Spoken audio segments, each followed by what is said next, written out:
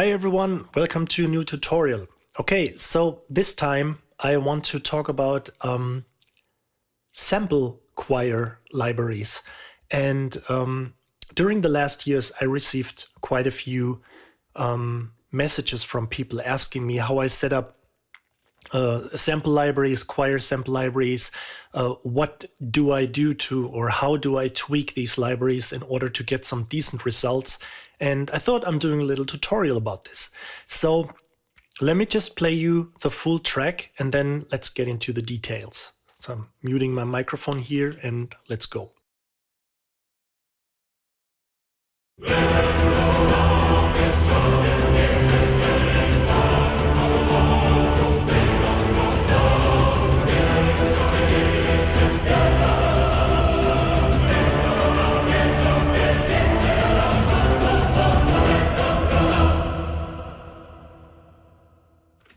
Okay, so that's the track. And I'm not saying that this is the best method or the most effective, whatever, but I'm at least getting some decent results with it and I'm happy with it. And that's the way I work. So if you're interested, just check out a little bit. Let's get into the details. So the very most important thing I'm doing, let me just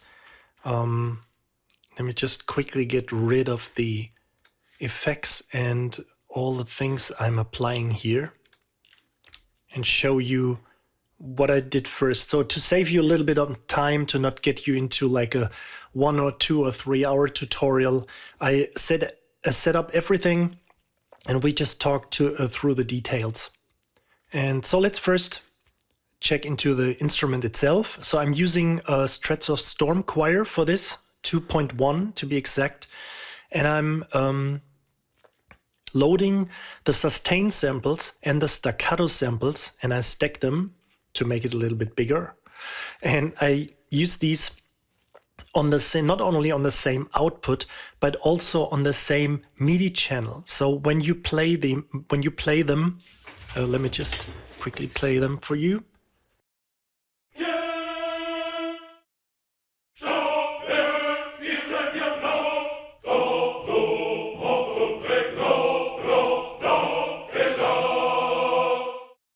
So what happens when you play these samples, you can define your own length, because this is what I find the disadvantage with many libraries. You either have sustain samples, you have staccato samples, you have marcato samples, which is something in between, but mostly a defined length. And of course, you can stop somewhere, playing the sustain sample and stop somewhere, playing just a dotted whatever half note, but it's always, you with sustain samples, you don't have a decent attack going on, and staccato samples are too short, and marcato samples sometimes missing something. There's always something going on. So that's why I decided to simply layer the staccato and the sustain samples and put them on the same channel and on the same output, so I can define my own length.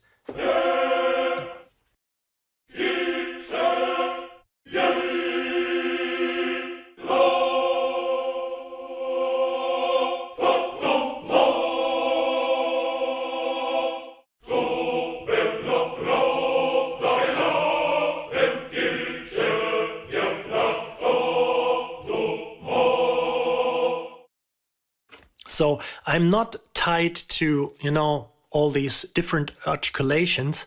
I'm just having a library or samples available. I can define my own length. So what I did also to the performance, so as I said before, I stacked the samples. I simply loaded the sustains and the staccato samples, and I think I loaded the time machine. I'm not on these, but usually I load the time machine samples, so you get them synced to the tempo of the track itself. So the next thing I'm doing, and this looks a little bit chaotic, I basically on that phrase engine here, and you can do this however you want. I simply put, the first 3, then the next 3. So basically what I did, I can erase these and show it again to you. Let's reset this. I basically did this for the first the first 5 columns here. And so, and I did the same for the staccato samples also. They are always matched. And what you can see when you check out the arrangement of the choir, I have that little, what is it? A-1, which is the note to reset the phrase, or to reset the phrase engine in general, and going back to the first B, the first syllable here. So the next thing I did, let me just play this little phrase. Oops. Let me just play this little phrase to you here without anything applied, and listen to how this sounds now.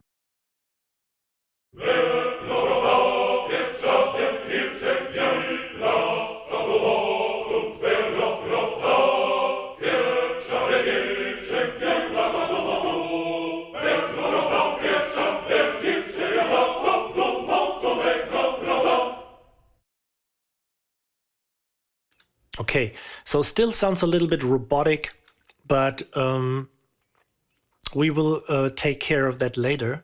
And the same I did for the women, except I put them 1 octave above. So it may not be the best arrangement, but I always tend to, you know, when you go with especially trailer stuff and epic stuff, I just want to make them as powerful as possible. So I'm always going with the melody and then putting the some sort of root notes from the chord. So you got these, how do you say, like pedal notes going on, and then the melody above and below, instead of going like 2 or 3 voiced, you know, making it too, let's say, I just want to keep the melody simple, but make it as thick as possible. So the best, I always use it like this, that you just go with the melody and use pedal notes below it. Okay, so the same I did to the women, but just an octave higher. Let me just play this for you.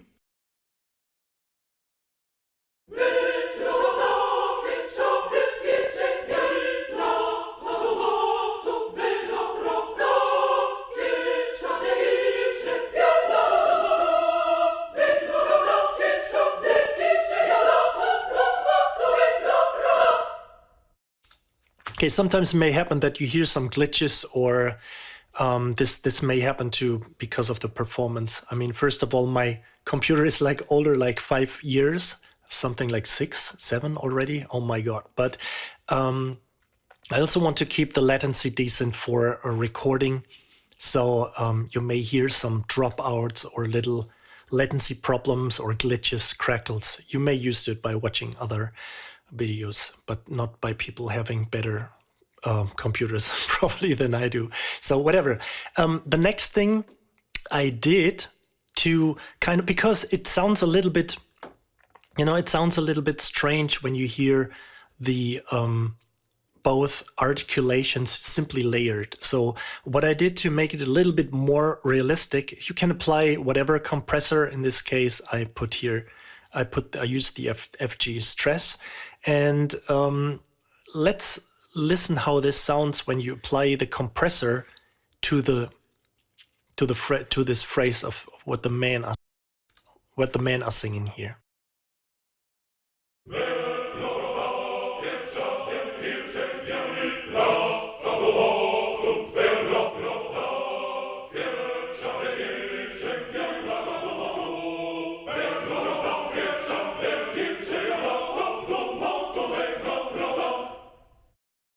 So what I basically did here is what you shouldn't do, because I simply squashed the shit out of these articulations. I simply squashed the sample so much that you get like something like a baked-in result of the staccato and the sustain samples. So it sounds like a glued together example of like a whole, you know, whole string of samples, and gluing it all together a little bit. So you can hear that the attack sometimes ducks. How do you describe this? So basically it's all connected and all baked together, rather than just having the staccato samples you know, jumping out. Let's just listen to it again in AB. So I'm turning off, bypassing the compressor again.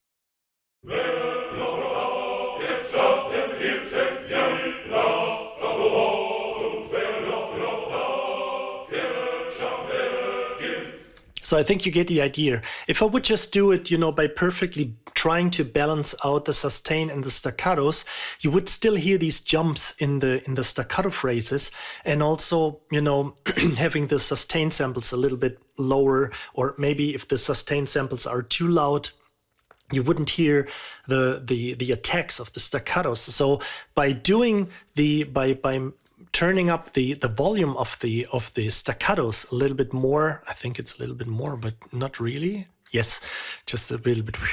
But no, basically, I mean, it depends on the samples itself. So the staccato samples are obviously always louder a little bit than the sustain samples. And so anyway, by making use of the compressor in such an extreme way, you kind of get that result that all of these samples are somehow connected. I also did the same for the women. So let's check out. I'm muting too early. So let's check out how both of these sound with the compressor applied.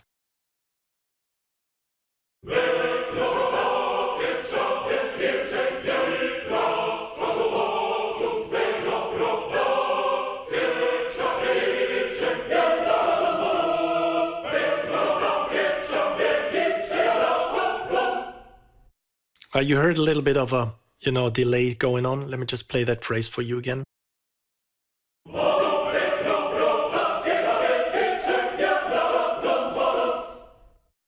Okay, so that's basically it for the general setup for these samples. And what I did now is I'm routing these two to this bus here, to the choir bus. And what is going on here is, first thing is one EQ with an extreme, I'm just raising this here to 7.5 dB. And I'm just doing it to bring back a little bit of, not just high frequencies, but first to compensate the frequencies which are getting lost when I turn on the reverb.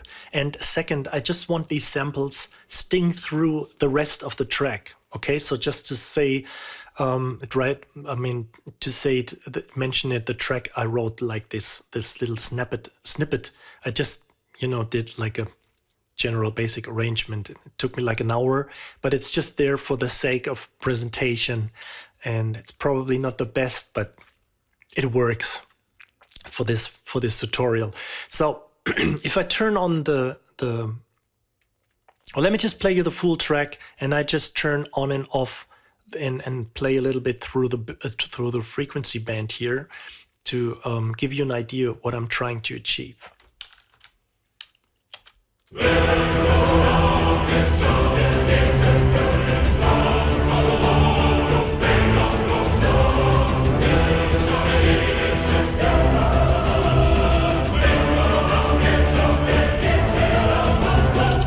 So basically what I'm trying to do is make the choir a little bit more present and stinging out against, competing against the percussion and the orchestra.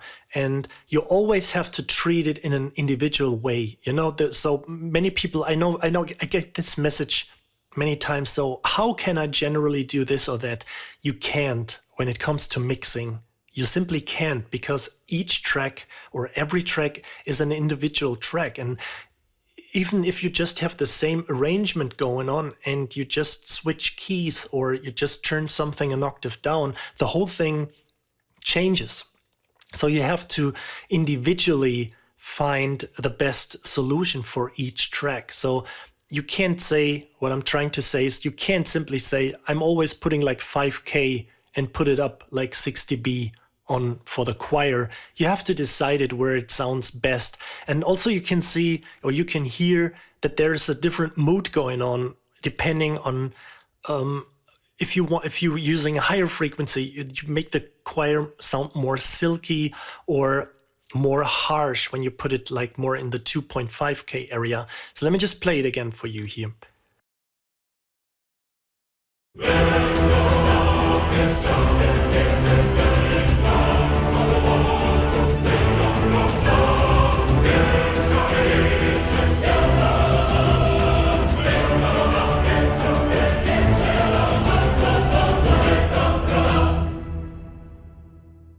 Okay, you get the idea. The next thing, what I'm doing is turning on the reverb. Yes, that's a lot of reverb. And the only thing what I did is I picked the St. Sylvian Hall, just in case you're interested, from the Verb Suite Classics. It's one of these Bricusti samples, and it's just something like 25, 30%. And it's actually a lot of reverb. And I simply, I'm convinced that if you put more reverb into it, the choir itself sounds a little bit more realistic when it comes to the phrases. And as you can hear, I didn't really pay attention to the syllables or to the sentence or to the meaning of the words. I just put them, as you remember before. From before, I just randomly picked, from the first column, the first three, and then from the next column, and so on. So they don't even have a meaning, and this is what I personally don't care about. I don't care about the meaning. I'm just doing this because this sequence of these three syllables always sounds a little bit. Yeah, it sounds okay. It sounds organic, and if there's something going on, of course, I would switch syllables or use different ones, and maybe by using the key of A-1, as we did here, in the beginning, this little note here, I use it to reset the phrase.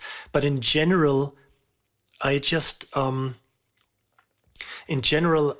pay more attention to the sound itself rather than the meaning of the syllables, or that it makes some kind of sense. I never cared about this except once or twice, but it didn't make it better. So, and what the reverb, right. I just wanted to apply the reverb, and let's listen to the whole thing again.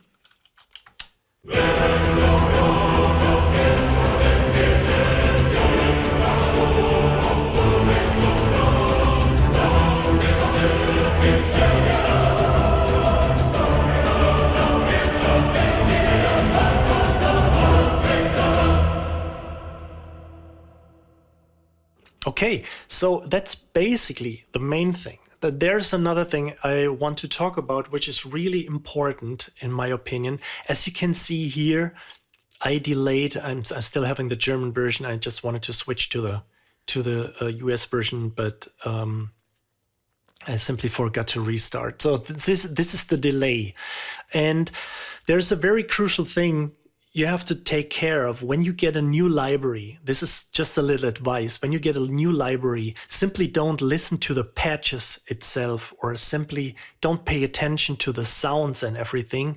You have to learn another thing, and it would be the best to just write it down or make a little note about it or just remember it. But when you buy a new library, and depending on the coding of the engine and the treating of the samples, the processing and everything, there is always a delay going on with each library. So just to give you an example, with Project Sam Symphobia 1, there is a general delay going on with like 40 milliseconds, meaning the moment you press the key or the note starts, it's 40 milliseconds until you hear the note. And this is very important because I heard this even on like movie scores, that people use sample libraries, but they forgot to take care of the starting point of the latency of the samples. And this sounds kind of wrong when you want to get the groove going. I don't want to name you any examples, but you may probably heard this too. But this is very essential to take care of. So whenever you buy a new library, and you also have a lot of sample developers like Cinesamples, for example. I remember they had a tutorial, or in their manual, they say that, for example, the Cinebrass, you have to use a delay of minus 80 milliseconds in order to have the samples going right from where you want them. And this is something very important. You especially hear this when you hear tracks and you have like legato strings going on. There are tons of tracks out there where the sound, the melody, the phrase, whatever, sounds a tiny little bit later. And I will just show it to you by And in this case of this library of Storm Choir, I found out that there is a delay of minus 100 milliseconds necessary to make the well, to make it sound realistic. Of course, you could play the same thing by hand manually. You could put in the note or moving the notes a little bit, but then you probably run into problems because, or I could even humanize them, but you would run into problems with the phrases. Then you have to take care of the, the overlap time not being too much, so the engine doesn't recognize one sample. For example, here, the first two notes, the E and the B, that it's not like this. Sorry, that it's not like this. So this may be triggering the first phrase and this triggering the second phrase. So I want to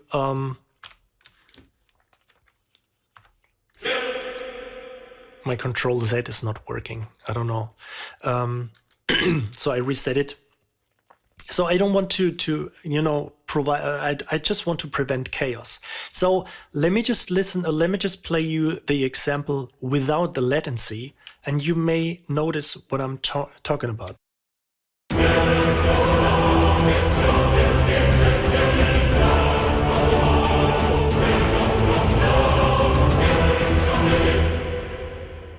Okay, so you get the idea. It sounds like some guy being late to the party on his way home, or from a party, being kind of drunk and just walking laid back behind the crowd of his buddies or whatever, the group of his buddies. And when you apply the minus 100 milliseconds again, it sort of sounds right again.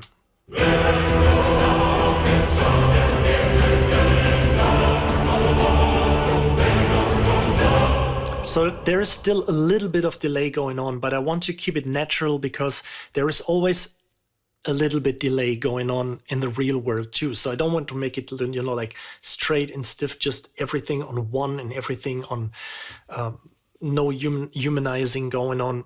Because if you have a choir sitting in back of the behind the orchestra, as you would have in a live situation most of the time, basically, and there's always a little bit of delay going on because of the room size, the hall size, and how much time it takes for the samples, or the audio signals, sorry, not the samples, but the vocals to your ears, or it takes a little bit longer than it takes for the strings. So there's always a little bit of natural delay going on, but round about minus 100 milliseconds is very important to take care of. So let's just listen to this once again, and I hope I didn't forget anything for this tutorial.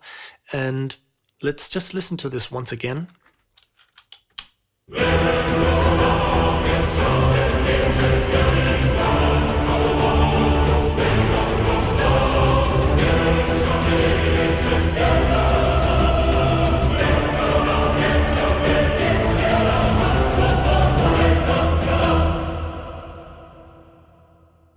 Okay, that's basically it. And if you have any questions, feel free to leave a comment down below in the section. And I also want to let you know, just in case you're interested to download some of this stuff, I just will provide you with the MIDI files and the stems of the track itself and the individual stems of the choir, so you can check it out how it sounds like. But I really want to, please don't use these samples on any commercial, on your commercial work, or don't try to, sell it or use it. I mean, you can use this all for personal research and check out how this all sounds or what I did. But please don't, resell this, because sooner or later someone will find out anyway, and it's not a nice thing to do. Okay, so just, to download this stuff, just follow the link below. And thank you for watching, and see you next time. Bye.